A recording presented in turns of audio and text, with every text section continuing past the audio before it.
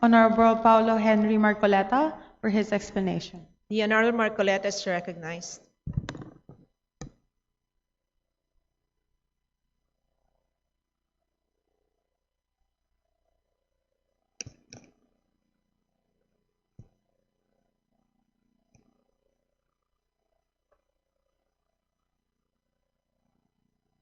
Madam Speaker, distinguished colleagues, isang mapagpalayang hapon po sa ating lahat. I rise to respectfully place on record my no vote in support for Honorable Francisco Kiko Barsaga and to articulate principled opposition to any disciplinary action that undermines constitutional freedoms and the sovereign mandate of Kong Kiko Barsaga's constituency. It bears repeating that Honorable Barsaga holds his seat not by appointment or party fiat, but because of the direct mandate of his constituents as reflected in the official election results and his assumption of office in Article 6, Section 6 of the Constitution. It points out that legislators derive their authority from the electorate. Any penalty imposed on Kong Barsaga that deprives the people of Dasmariñas of representation must be carefully scrutinized against constitutional standards. Ang pinarurusahan po natin sa mga hakbang ito ay hindi si Kong Barsaga, kung hindi ang mga taong nasasakupan ng kanyang pamumuno. Ang mga mamamayan ng Dasmariñas, Cavite ang nagbigay ng kanyang mandato at siyang nagluklok sa kanya upang iparating at marinig ang kanilang tinig sa kapulungang ito. Tila tinatanggalan natin siya o sila ng lehitimo at malinaw na pamumuno sa paulit-ulit na mga hakbang upang patahimikin ang kanilang representante.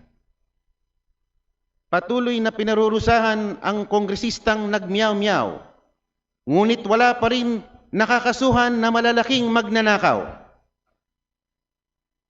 Masyado naman po tayong naging sensitibo. Sa larong basketball, tayo tinatawag na mga nana. Konting sagi lang, nagpa-foul na agad. Kong Miao Barsaga is merely expressing his views under a current backdrop of unprecedented level of corruption in government never before seen. Nagsasalita lang naman po siya base sa kanyang nakikita at naobserbahan. Hindi po siya nag-imbento o gumagawa ng kwento na katang-isip lamang. If the disciplinary actions against Kong Barsaga stem from speech that discusses public issues such as statements on corruption or critical commentary, such actions risk contravening the fundamental right to freedom of speech and curtailing legitimate political expression. In closing, I reiterate the call I made the last time I rose in plenary to speak about the same matter. Huwag po natin hahayaan ang institusyong ito, ang House of Representatives, nagipitin ang kanilang sariling mga miyembro. Maraming salamat po, Madam Speaker. Majority Leader. Madam Speaker, may I now recognize Representative Robert Nazal to explain his vote. The Honorable Nazal is recognized.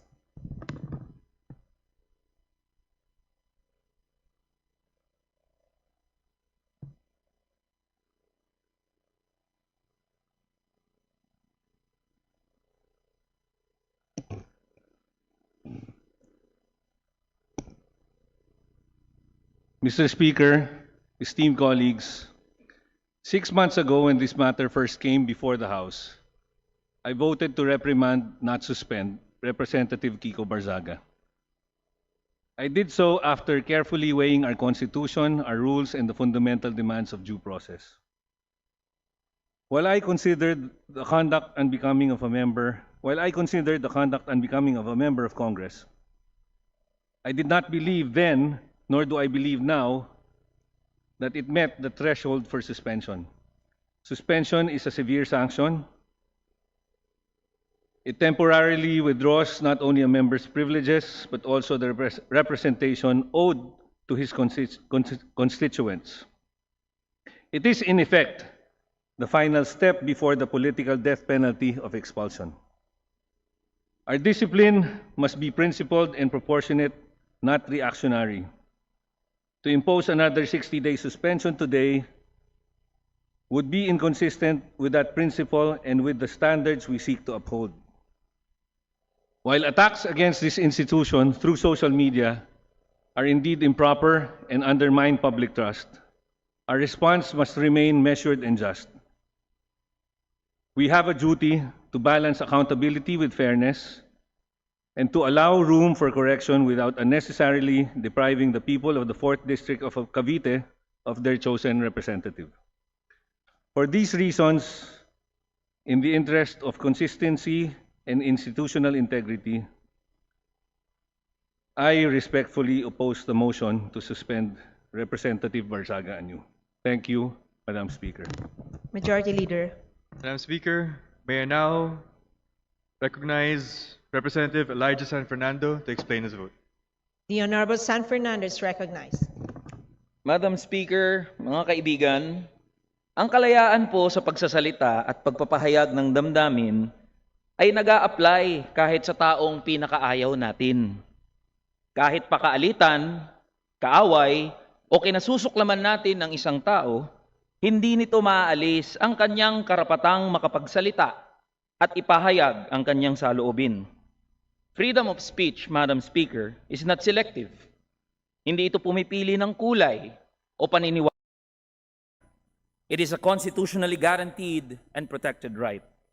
This representation understands the concerns of our colleagues in this august chamber. True, we must observe proper decorum. True, we, elected officials, are held to a higher ethical standard.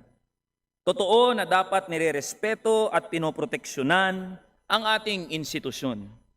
Pero ako po ay naniniwala na ang muling pagsuspinde kay Representative Barzaga ay hindi magpapanumbalik ng respeto ng taong bayan sa ating institusyon. Ang pagsuspinde sa isang halal na opisyal ay hindi magpoprotekta, bagkus lalong magpapahina sa kongresong ito. The will of the electorate should always reign supreme. Si Representative Barzaga ang pinili ng mamamayan ng Dasmariñas. Kaya sila lang din ang may karapatan na magtanggal sa kanya. Hayaan po natin na ang mga taga Dasmariñas ang humusga, humatol sa kanilang hinalal na kinatawan. Yun lamang po, Madam Speaker at mga kaibigan sa bulwagang ito, magandang hapon po sa atin. Majority Leader.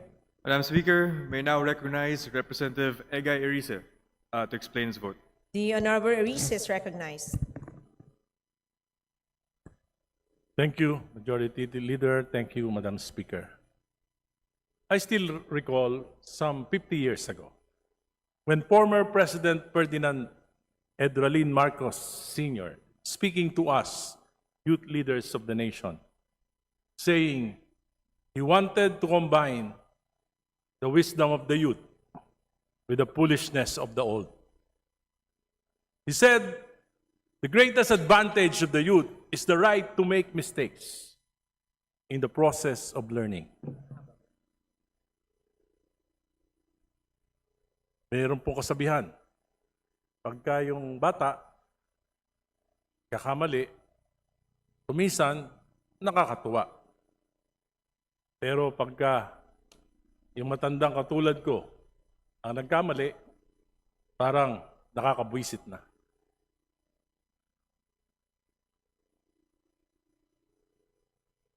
We have already sanctioned Congressman Kiko with 60 days suspension. And in respect to my old friend, the late P.D. Barzaga, considering his youth, I can no longer vote for an extension of his suspension. Furthermore, there are lingering questions regarding members of this House violating conflict of interest, contractors, traders selling projects, yet we have not acted on them. In fact, we have tolerated them.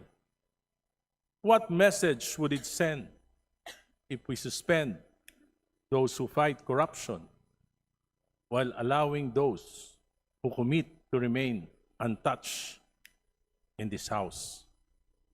Some of the posts of Congressman Kiko, I would submit as extremely reckless.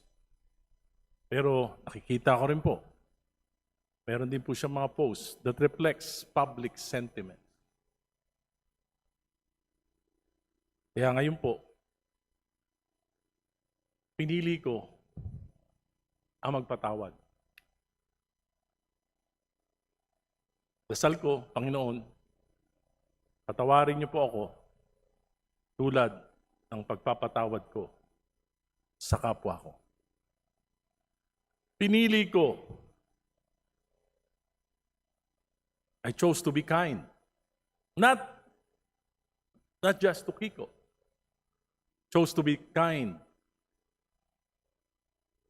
to the almost 1 million population of Dasmariñas, Cavite, the constituency of Congressman Kiko Barsaga.